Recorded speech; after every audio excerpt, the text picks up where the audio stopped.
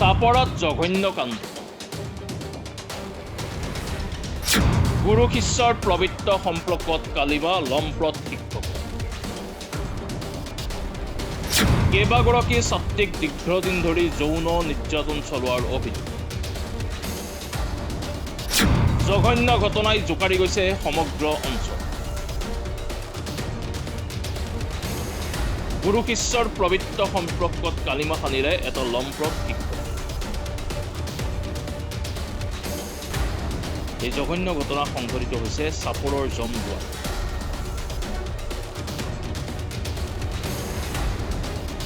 চাপৰৰ জমদুৱাৰত এগৰাকী লম্প্ৰত শিক্ষকে লজ্জাগত কৰিলে শিক্ষক সমাজ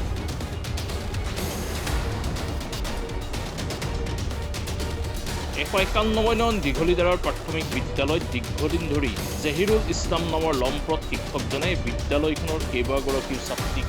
চলাই আহিছিল যৌন নিৰ্যাতন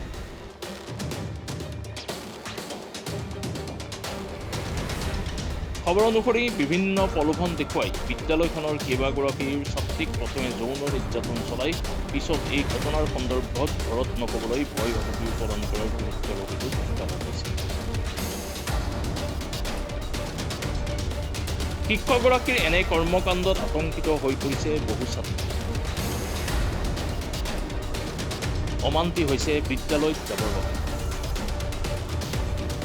কিন্তু ১৪ নৱেম্বৰ অৰ্থাৎ শিশু দিৱসৰ দিনা পুনৰ এগৰাকী ছাত্ৰীৰ সৈতে এনে কাণ্ডৰ সংঘটিত কৰাত পোহৰলৈ আহে শিক্ষকগৰাকীৰ সকলো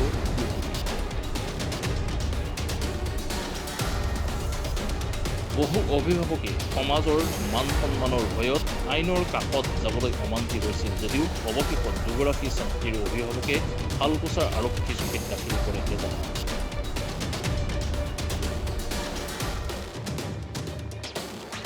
ভুক্তভোগীৰ এজাহাৰৰ ভিত্তিত আৰক্ষীয়ে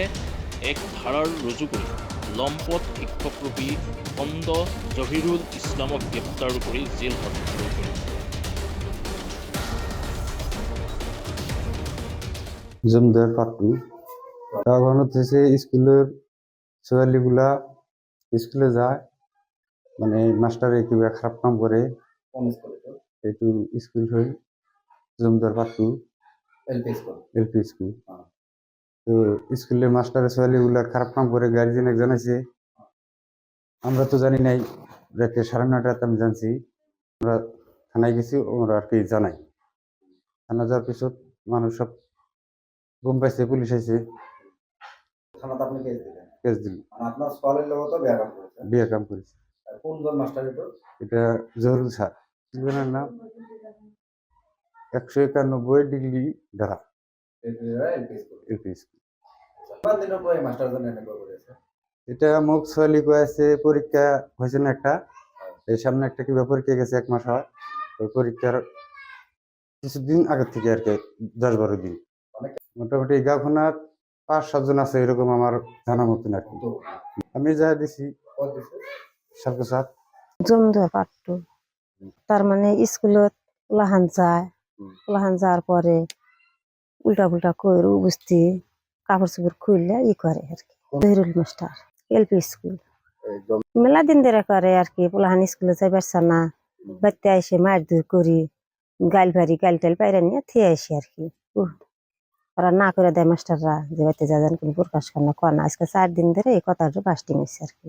আমি থানায় যাই জাহার দিচ্ছি আমার মেয়ের লগে হয়েছে কোন থানা কেস দিলেন শালকুছা থানা আরো কয়েকজন আছে আরো ১০-১২ জন আছে বলে আমার মেয়ের ইজ্জত বিচারতে আমি পয়সা নিব না তো আমার মেয়ের গেছে আমারই করে নেবো আমি বিচার চাই আর কি চাই সরকারের কাছে আমি বিচার চাই উল্লেখ্য যে শিক্ষকজনে বিদ্যালয়খনৰ ইভি তথা শিক্ষা স্বেচ্ছাসেৱক হিচাপে কৰ্মৰত আছিল